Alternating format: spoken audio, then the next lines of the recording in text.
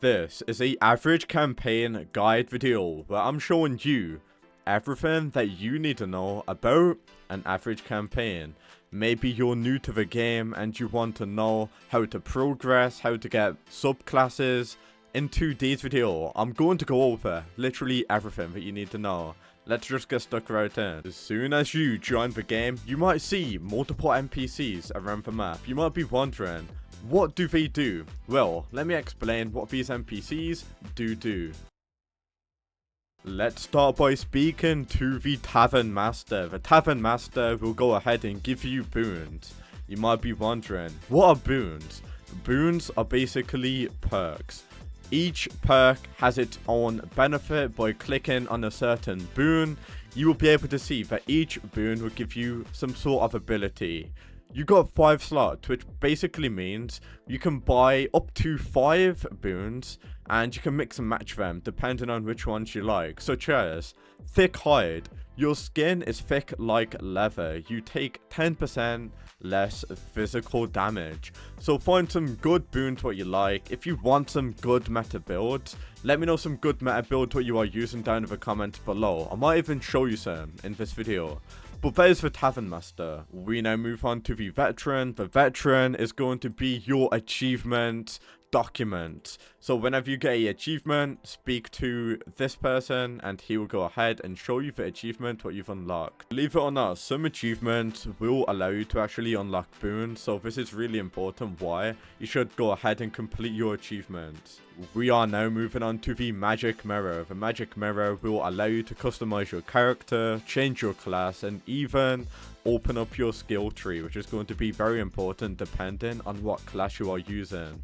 So there's going to be multiple classes: the Warrior, the Ranger, the Rogue, the Mage, the Brawler, and the Priest, which I will be going over the best classes in just a moment. An average campaign is a turn-based game, which basically means you fire and then the enemy fights, and then repeat that over and over again. Focus will allow you to go ahead and get yourself more focus, obviously, because some weapons will allow you to use certain amount of focus. So if you want to go, you might think that focus is useless, however it's not, because depending on what type of weapon you're using, you might need to get more focus. Let's start by going over equipment. Equipment is where you can go ahead and get your helmet, chest piece, leggings, boots, charms. And underneath that, we obviously got our stats. So if you want to see your stats, your strength, your dexterity, all of that, but it's literally right here. However, we've got something called invest points. You can go ahead and invest your points in strength, dexterity, and all these other stats. A lot of you might be wondering, well, if I upgrade a certain stat, what will it do? So as you can see, I will put a little bit of a guide on the screen right now. Each level gives you 3 stat points and plus 3 HP. And as you can see right here, this is what strength, dexterity, con, intellect, luck. In fact, this is literally what all of the stats will do. So if you want to know what each stat does do, there you guys go. Whenever you kill enemies, you'll get stuff in your inventory. And if you do go ahead to your stash, you got the option to actually craft stuff. So by killing enemies, you obviously get yourself certain types of helmets, chest plates, leggings.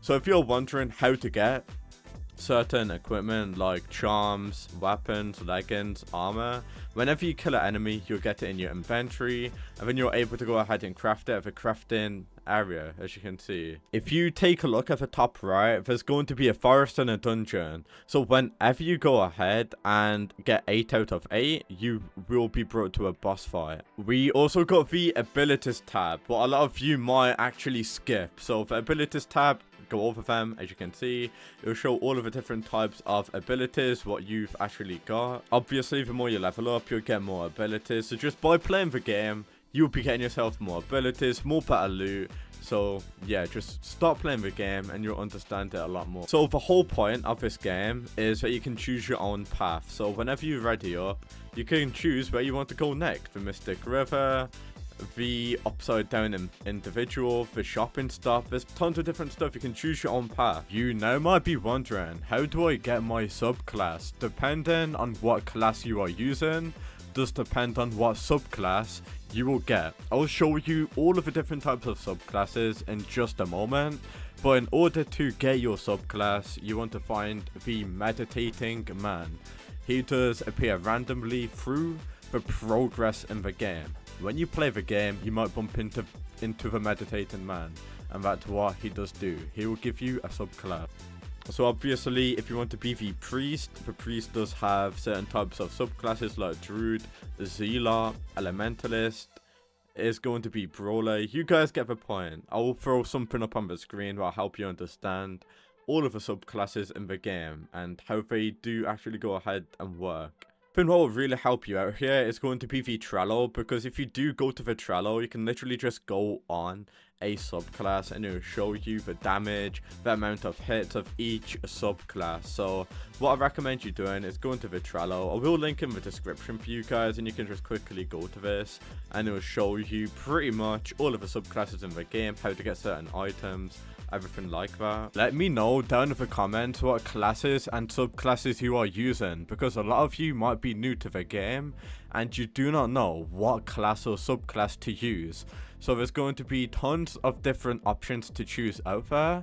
Everyone has their own preference, so please comment a subclass what you are using, because if I do tell you a subclass to use, a lot of you might not like it.